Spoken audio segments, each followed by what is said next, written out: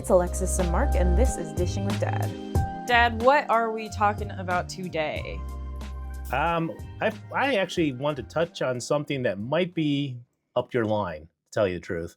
Because I Up just, my line? Hold on. I feel like that's the incorrect idiom, right? Isn't it up your lane? Up your alley? Up your alley? I think that's the right idiom. I think it's up your whatever, and so therefore it's pushed in your direction to have to answer at that stage. So yeah, Fair enough. All right. So what is up my line? okay. So AI stuff, and I say AI not in general, but more like in your industry because it's a big thing. You're in production, you're in movie production, you're in TV production, things like that. And there's been a big old hullabaloo about AI and the rules around it just to make sure that your name, image, and likeness is not stolen when people go out and say, "Hey, I want you to make this image of a woman looking like X, Y, and Z, or I want you to be able to talk and say these words sounding like a woman in XYZ, Gen X, whatever you want to call it, things like that."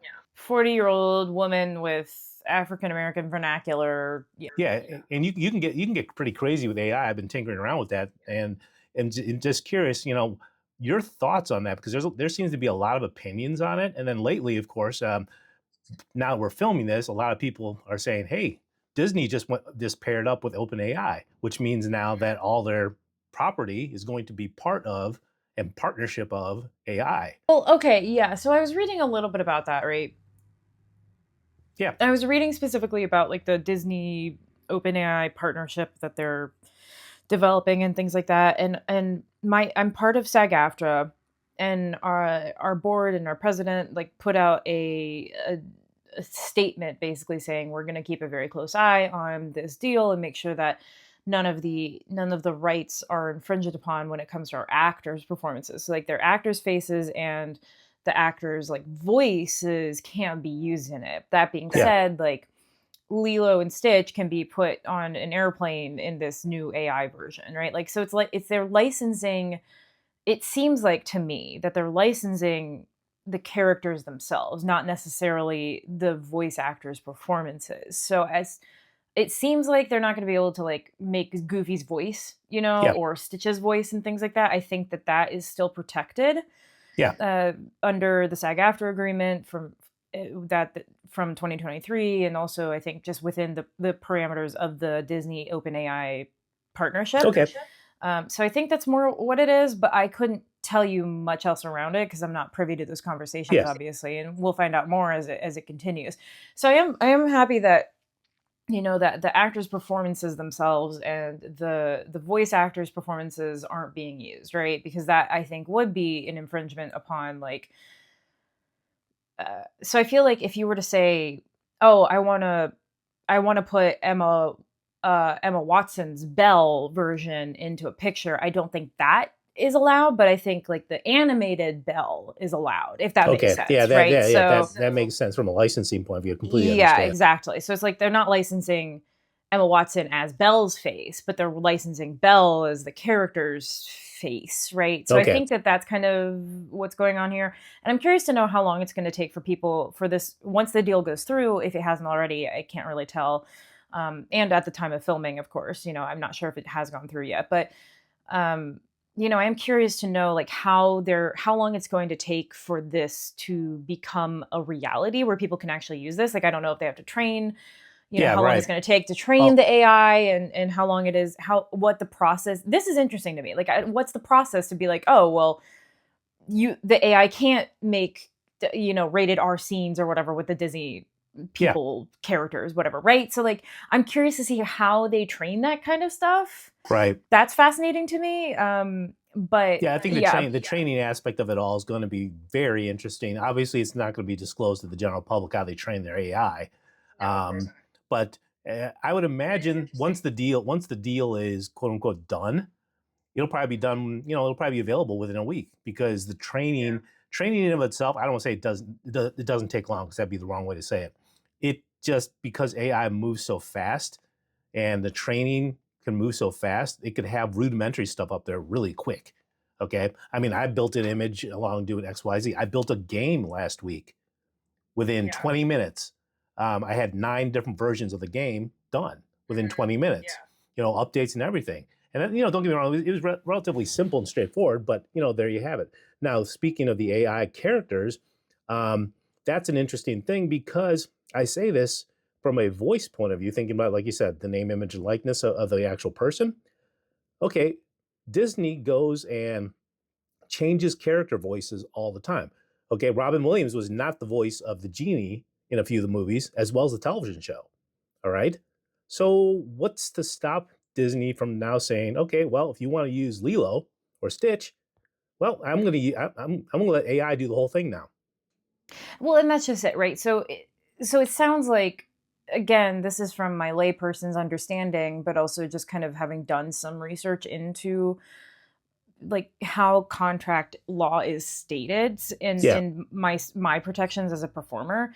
But basically it sounds like you can't, like, AI can create a voice out of whatever effing however many hours and different voices and whatever that it uses within its model, but yeah, it can't say I'm going to use Alexis Baroni's voice as the model, right? So like, I mean, if okay, you go back to the issue with Bryan Cranston's voice being used without his permission, right? Because somebody was making, I think, like fan versions of Breaking Bad or something like that with the actual voice. Bryan Cranston's character with Bryan Cranston's voice modeled into Yeah, it, right? Like that's illegal. That's okay, that is now taking, those are protected. Those are protected performances, right? So I mean, just like you have thumbprints and just like you have faces and just like you have voices, right? They're all unique to, yes, you can have doppelgangers, you can have stuff that sounds very close to it, but it doesn't mean that it's the actual Alexis Baroni's, Mark Baroni's voices in the performance, right?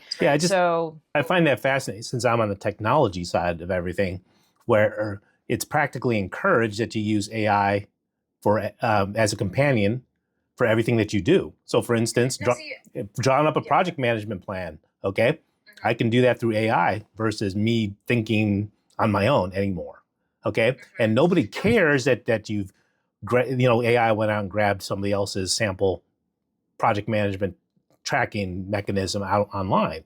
Nobody cares about that. I think what's going to have to happen at some point is a lot more definitions of what IP is, right?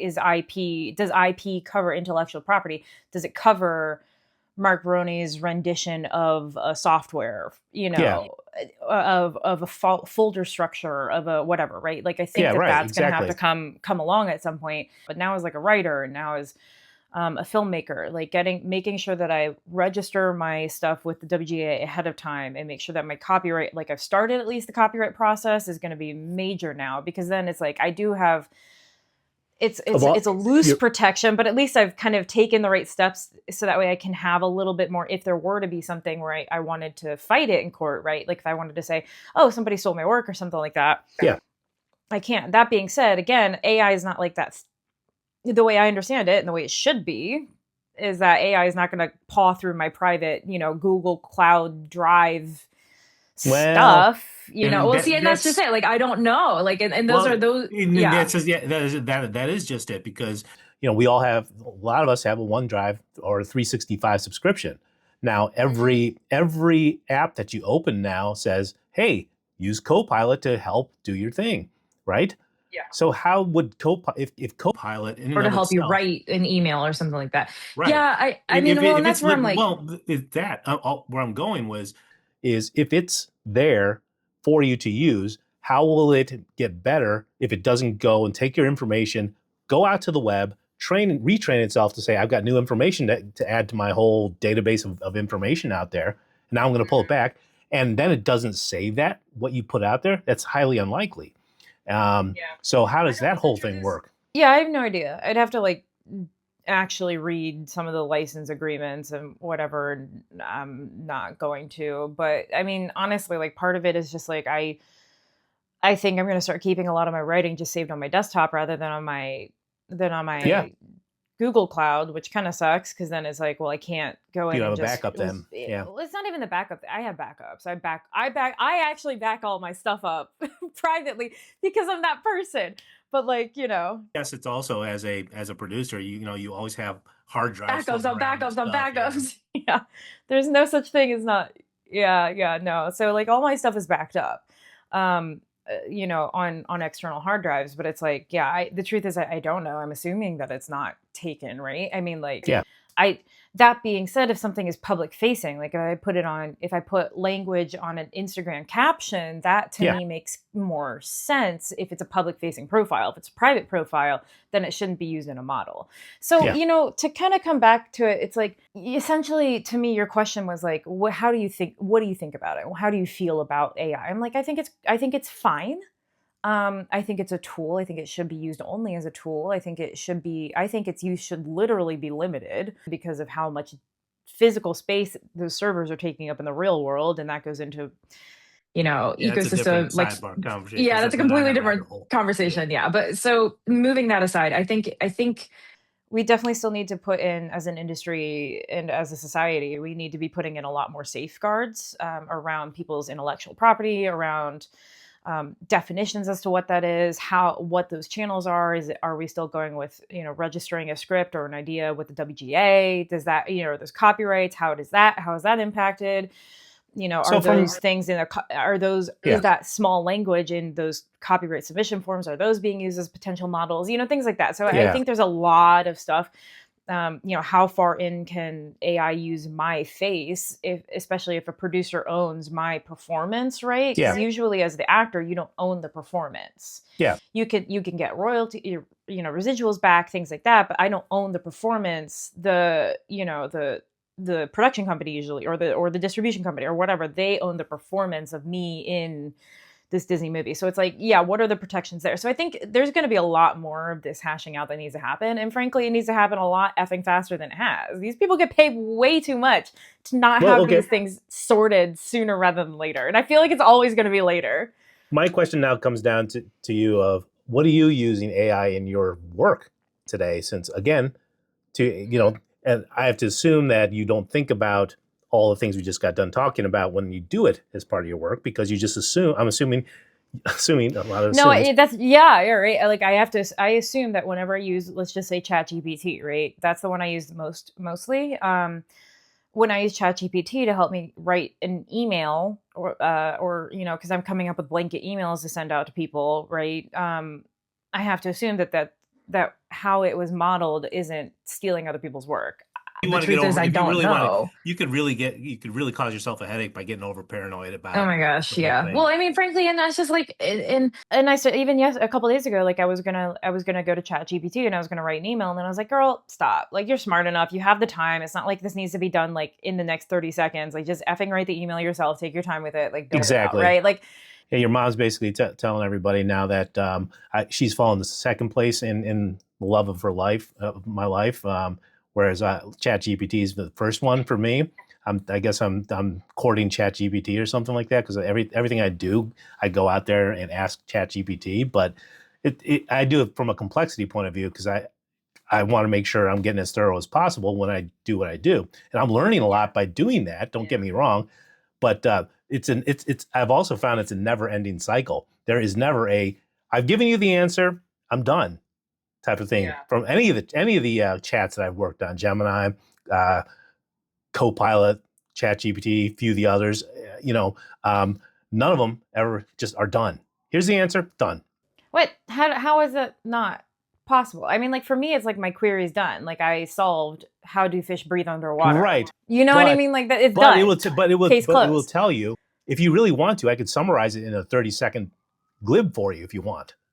okay. So Yeah. while the Oh, point was yeah, no, made, it offers. It's always there's like, other oh, things that, I can it's never refine just this done. I can refine this into a 60 character Exactly. whatever. Yeah, I get it. And I mean, like that's what I think is really cool about AI, right? Like I think I think getting it to that point where it's the offer to change it to this. I can change the language to this. I can change, it is the ultimate communications companion, but it's, again, it needs to be used within certain context, and I think, so to draw it back to film industry specifically, I'm curious to see if there's going to be, like, if agencies, especially writing agencies, let's go to writing specifically for a second. I think writing's a big thing. writing's a massive thing, right? So I mean, like I was using ChatGPT the other day to help me develop a script. I'm using it as a writer's room because again, like I'm one person, like you know, and because I don't want people to steal my ideas quite yet, and that's another thing too is like how private is it? You know, it's like Well, because I'm not ready to open it up to other writer friends that I know yet and start yeah. spitballing with them. I was like, let me just build this out in ChatGPT. So I do wonder if like agencies getting submissions or producers getting submissions and things like that, if there's, I think there is, but like a way that you can run it through it, it's like an anti-plagiarism tool. It's like, was this plagiarized? Or rather now, is it like, is this, how much of this is AI generated? Right. Because it's I like, could care. I if I'm personally going be to pay, if I'm careless. going to pay somebody like, 10, 20, $50,000 or more, hundreds of thousands, even millions of dollars for a script, a spec script or a script or whatever, you better not be using AI. Like I'm paying you hold for your on. work, your brain. I'm not paying $1 million for an AI script. You know what I mean? Hold on. Well, okay, let's say you can't write for shit. Okay? Sure. You want to become a Hollywood mogul, whatever you want to call it, okay? You can't write for shit though, but AI comes up with a great script for you and you attempt to sell it and you sell it and maybe somebody wants to buy it for you from X, Y, and Z. Okay, let's just say for sake of argument that somebody does. A producer wants to pay you 50 grand for your script. Okay? Yeah. If you were to sell it to them, what would you tell them? Well, and I think that's just it, right? That's where I'm saying, like, I wonder if there's tools again, because it's like there are anti-plagiarism tools out there that people use, like publishers use to make sure that things aren't plagiarized. But no. But that's what I'm saying is like, if it was me, if you're asking me, I would be like, I'm running that shit through to make sure it's not an AI generated script. Like, I understand you can't write worth shit, but I'm like, I get you're trying to sell the idea, but I feel like it should still be a human writer, right? And like that's what the WGA strikes were about and things like that, right? Like it's like again, making sure that writers aren't replaced, making sure actors aren't replaced, making sure singers aren't replaced. Human performance, whatever context that is not replaced by AI. And frankly, it's like, well, if you only did 10% of the writing, you're only getting 10% of this funding. Like Is it as simple as if you're submitting that script to be bought, you checking a box to say this was not written by AI? I think it's as simple as that, but I think it's on the submitter's side. But I think for for the person receiving the submission, I think there needs to be those checks. Due diligence, yeah. There's got to be some due diligence of some sort. Yeah, that's what I'm saying. So I mean, basically, like, look, the script might be great, but if AI wrote it, I'm not paying you $50,000. I'll pay you $5,000 max. What's to stop you though from basically saying, okay, I couldn't write very well, but I generated the script through AI. I know it inside and out. Hey, producer, here's my script. Okay, it's 90% generated by AI. Okay, because it just came out. I just came up with the idea. I want to sell you this script. Okay, I know the script inside and out. So why not give me the same equivalent money?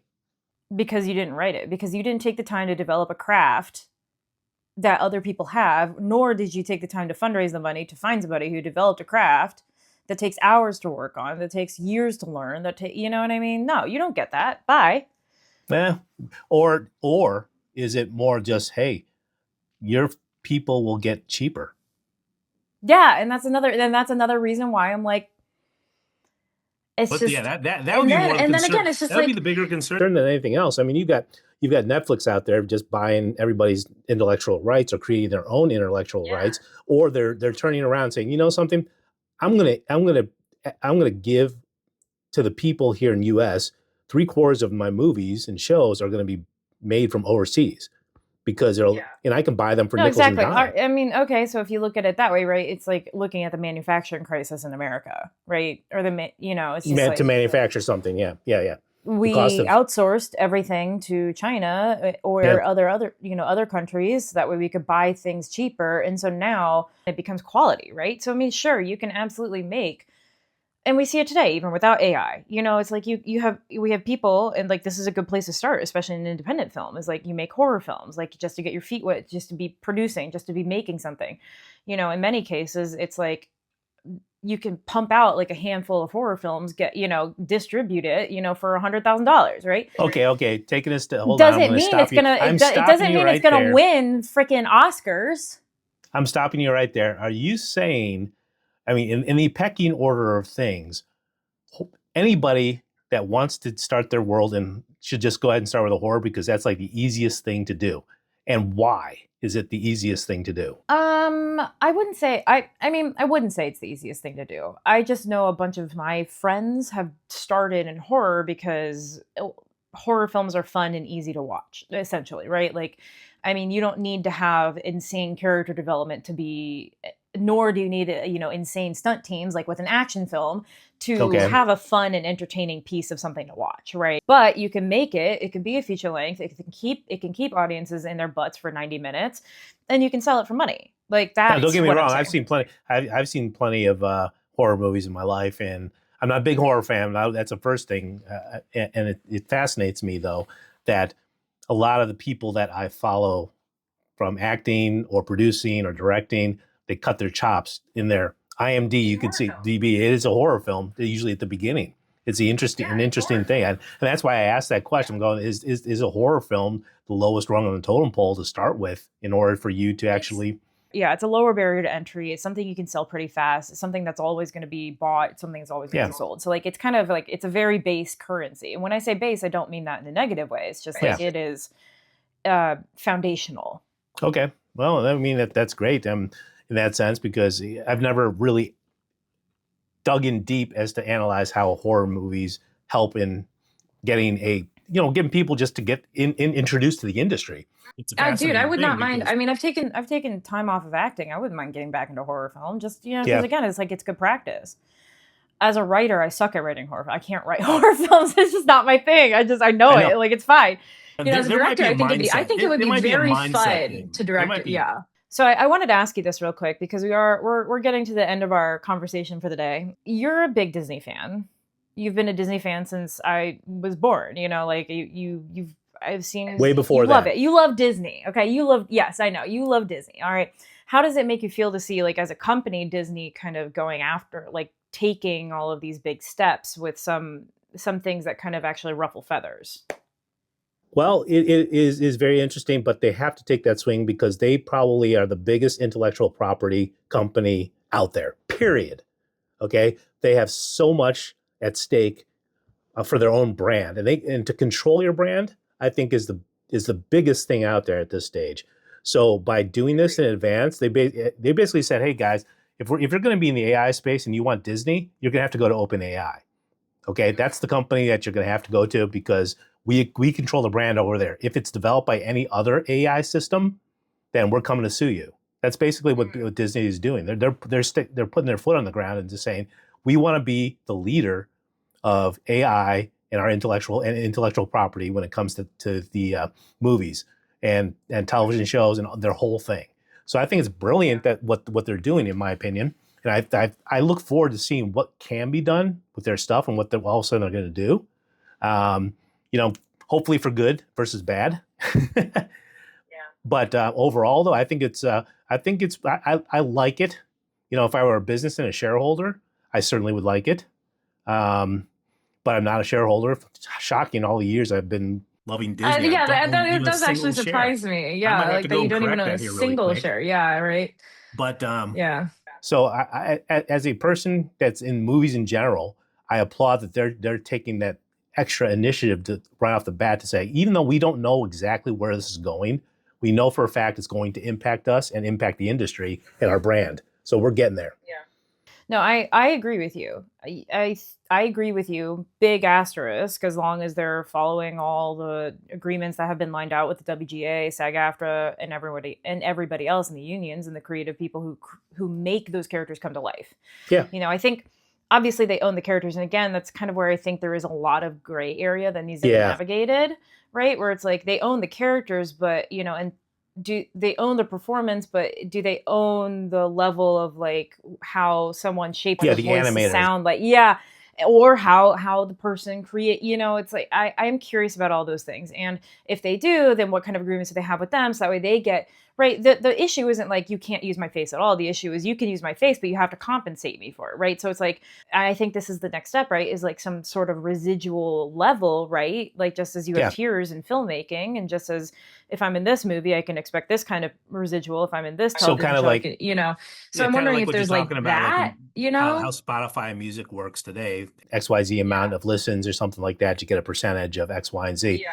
wasn't Pedro Pascal the main character of The Mandalorian, right? So like, I mean, if you have Yep. someone like that, and even though you don't really see his face, like, does he have a right because he's the physical actor for it? Like, does he have a right to this sort of thing? Is he going to get a cut when somebody uses the Mandalorian's? You know what I mean? So I think Yeah. there's a lot of stuff there that could be really interesting, like from a Absolutely. legal standpoint to play with. And I think as an actor and as a member of SAG-AFTRA, I think we need to be pushing for those kinds of conversations to happen. Yeah, but I agree with you on that one. Protection of the human side of everything has got to be thought about. I think AI is going to be a great companion as it gets figured out. And once it gets figured out, if we have the same conversation 20 years from now, I think we're talking about AI as as almost a friend of the family versus as I'm not entirely sure right now. And no, I agree. I think I'll call myself out on this. Like, for the longest time, like, I've kind of stayed away from adopting these sort of tools, right? Like AI, and all sorts of things. Part of it was an immediate knee-jerk reaction to want to be, I don't know, indignant, I guess. Yeah. Right? It's like, how dare you try to replace me and my colleagues and blah, blah, blah, blah, blah. And now Yeah. I'm like, Yep. Yeah. and now it's like, well, okay, like, let's maybe stop making it so black and white and recognize that this is a gray space. Here's where you start. Here's where I start. We don't want to keep punching each other. So how about we come up with a way to communicate here? I need my money for my performance, but you need your money for your licenses. I get it. So let's just make sure that we're all covered. Again, it's like I stopped treating things so black and white, and I started recognizing the gray space and recognizing, okay, cool, this is how I'm impacted, and saying, and being willing to come to the table, even if the table right now is just frankly in my head. It might be through So- And it might be something as simple for as paying a user fee, or something that it's like if I'm holding a Super Bowl party, I don't pay $20 for each person that comes in to watch the Super Bowl here. I paid $20 for watching the Super Bowl on my TVs. Okay. Now, by admitting that, can I get caught and fined or something like that because I'm using it not at the express written consent of the NFL? Possibly. Okay. But how Well, many and then other it's like- places, and how many then- other and places then like is it bars like- and stuff like that would get nailed for that? Yeah, I think, again, like, I think this is going to be a very interesting, I think there is definitely a lot that I'll say there is a lot of risk here for actors and writers and creators in general with this sort of deal going through. Yeah. I'm not saying we should shy away from it. I am saying we should stand up and continue to defend our rights and defend our needs with regards to compensation for our performances. You know? Okay. So I think that for sure. But we should not say, oh, just because it's uncomfortable doesn't mean it can't be beneficial for everybody, including the fans and the people who want to consume our content. Okay. Well, I think we'll leave it at that then for the day. That's a good. Sounds good. Those some good points there. Thanks. Yeah, this was a fun conversation, Dad. I'm really happy we talked about this. Yeah, it was just something that popped into my brain when I saw that here over the past week. So I figured you'd have some level of insight because I know I you've have talked a few opinions. Yeah, well, and I know you talked, and I know you talked about trying to talk to the regional board of SAG-AFTRA to want to be more involved. So it's important that you're thinking. And I wanted to get your brain on that since that's what you're gonna think of. Let us know in the comments what you think about AI in general, especially when it comes Absolutely. to this. When it comes to this particular subject, we definitely want to hear from you, especially about the film, television, content creation space, Yes. music, etc.